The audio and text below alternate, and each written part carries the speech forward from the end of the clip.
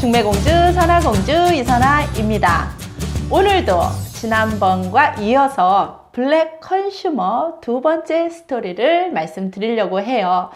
자, 이런 얘기를 할 때 사실 커플스에 그런 사람만 있는 거 아니야? 라고 걱정할까봐 저희도 좀 고민을 하지만 지난 시간에도 말씀드린 것처럼 이런 얘기를 통해서 쉽게 우리 주위에서 그런 분들 많이 볼 수 있어요.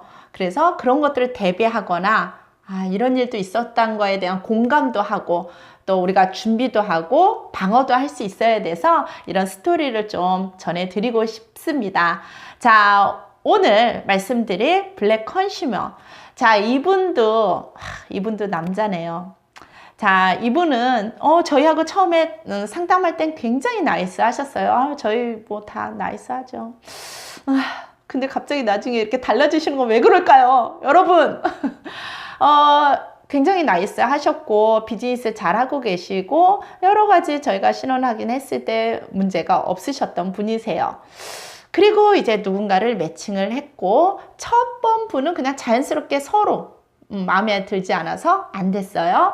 두 번째 만남에서 여성분도 좀 호감이 있었고 남성분도 호감이 있어서 이제 만나기 시작하고, 자, 만난다고 우리가 바로 결혼하는 거 아니니까 이제 알아가는 시간, 교제를 하고 있는 이제 시간이에요. 그러는 중에 저희한테도 한 번씩 전화를 저희가 이제 업데이트하고 팔로우 하느라고 전화를 드리면 누가 있는 것 같다라는 식으로 여자분이 남자가 있는 것 같다? 이런 식으로 얘기를 하시길래 전혀 그렇지 않습니다. 그래서 어떤 부분이 오해가 되시는데요? 라고 하면 약간 억지스러운 게 있긴 했었어요. 그래도 조금 저희는 속단할 수는 없으니까 지켜봤죠. 그런데 이제 결정적으로 여성분도 자꾸 만날수록 통화할수록 너무 이렇게 집착이 좀 있어요 라는 얘기를 해서 우리가 일단 한번 살펴봅시다, 계속 지켜봅시다 라고 해서 양쪽을 쭉 눈여겨보고 있었죠.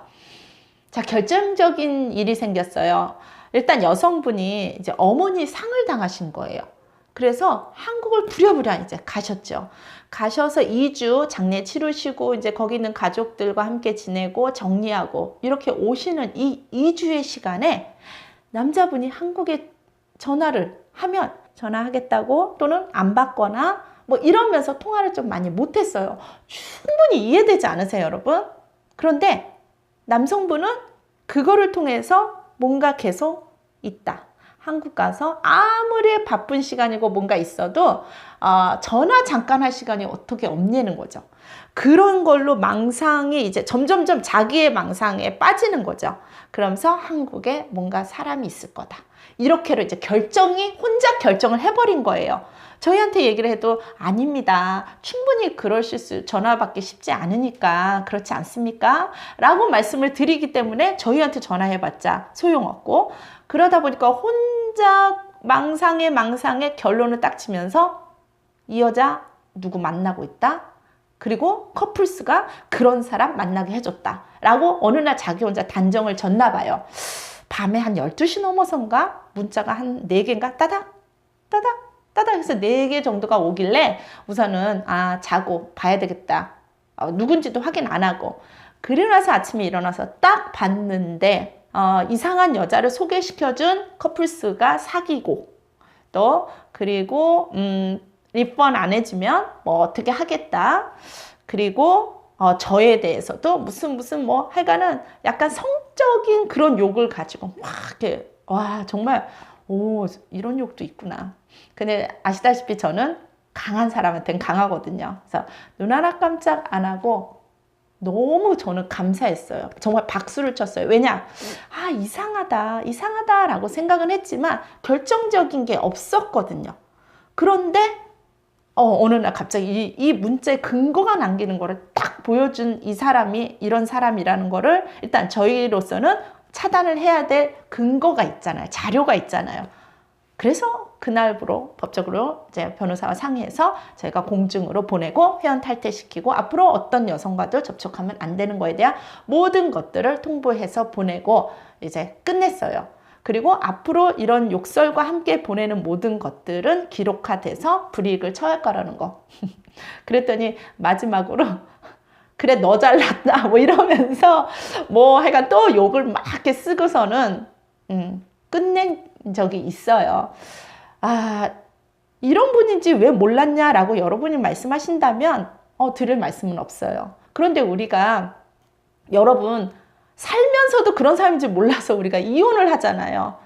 우리가 다 알 수가 없어요. 그럼 어떻게 해야 되냐? 그런 결정적인 걸 결정하기 전에 자꾸 만나봐야 된다라는 거예요. 이런 일이 있기 때문에. 그런데 특히 재혼 커플들은요, 한 3개월 정도 만나서 너무 서로가 잘 맞다 그러고 후다다다 결혼하시려고 막 혼인신고부터 하려고 그러고 이러는 경우가 너무 많아요. 그래서 재혼 커플은 반대하려고, 그러니까 한 1년은 사귀셔야 돼요. 4계절은 지내보셔야 돼요. 라고 말리는 작업을 저희가 제일 많이 하는 것 같아요. 좋은 커플 됐다고 기뻐하는 것보다. 반대로 초혼은 또 너무 신중해. 너무 신중해서 다시 생각하고 이래서 안 될 것 같고 저래서 안 될 것 같고 2년 3년을 사귀어도 결혼 소식 없어서 부모님도 양가 다 안달복달하고 진짜 또 케이스가 그래요. 자, 이런 것들이 과정이에요. 알아가는 과정. 이렇게 충분히 데이트를 하고도 왜 그런 거 있죠? 10년을 사귀고도 결혼을 했는데 한 달 만에 이혼했다는 얘기. 우리가 몰라서 그랬겠냐는 거죠. 자, 그래서 물론 어떤 사람을 만나야 되고 어떻게 그러면 알아봐야 될지는 우리가 계속 끊임없이 연구하고 저도 연구해서 이렇게 여러분 앞에 영상으로 또 말씀도 드리고 노력을 해야 되겠지만 어쨌든 이런 것들을 알아가는 중에 세상에 이런 분도 있고 저런 분도 있습니다. 그분이 조금 저는 상담 그런 거를 좀 받았으면 좋겠는데 이런 말씀을 드릴 수가 없어요. 근데 그분 입장도 혼자 사는 시간이 많고 누군가와 이렇게 대화하거나 또 한국 사람과의 그런 문화적인 것도 잘 모르고 여자라는 거에 대해서 데이트한 경험도 별로 없어서 그러지 않을까라고 제가 이렇게 좀 좋게 생각을 해드리려고는 해요.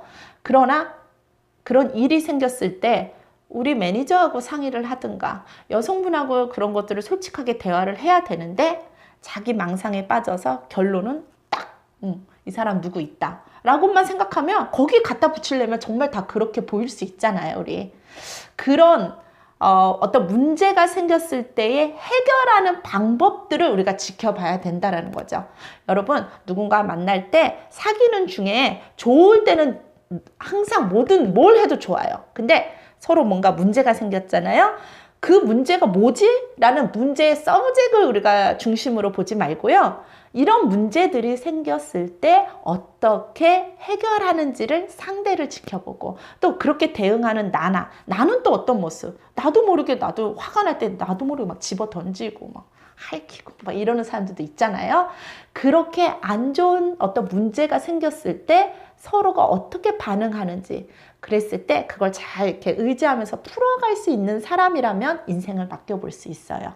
그래서 우리가 살아가면서 이런 해프닝이 일어날 수 있습니다. 이런 사건들 여러분한테 알려드리면서 좀 그런 분이 있을 때나 또 긴가민가 할 때는 좀 더 지켜보고 이렇게 노력하고 그렇게 해보시다 보면 결정을 하는 데 있어서 많은 도움이 되고 두 번의 실수는 하지 않지 않을까 싶습니다. 여러분 함께 신중하게 찾아보길 바랍니다. 지금까지 중매공주 선화공주 이선아였습니다.